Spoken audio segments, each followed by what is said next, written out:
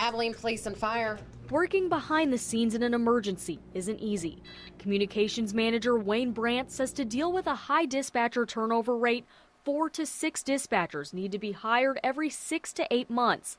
But right now they need to hire 10, maybe even 11 dispatchers. And even if they were all hired today, they'd still have a long road ahead of them. Our complete training process is about 6 months long. Each new hire has to be trained in call taking, 10-4. fire dispatching, and 2 types of police dispatching. Abilene Police and Fire, may I help you? Chief Stan Stanridge says the job is absolutely necessary to serve the community. Last year alone, in 2012, a citizen called 911 every 6.7 minutes.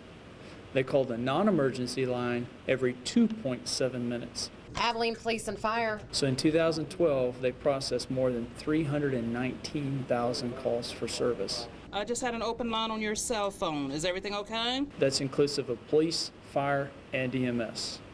So the communications division is incredibly busy.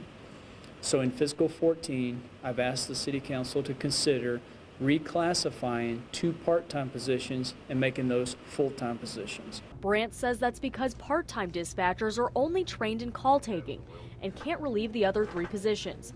He says they need hard workers to apply. There's any number of things that make this job difficult, but they also make it rewarding as well. Probably the most difficult for most people is the shift work and the up and down level of stress to boredom. Because 1 minute you're just going crazy with incoming calls, and then an hour later you're sitting there twiddling your thumbs because there's nothing happening. Abilene 911, what is the address of the emergency?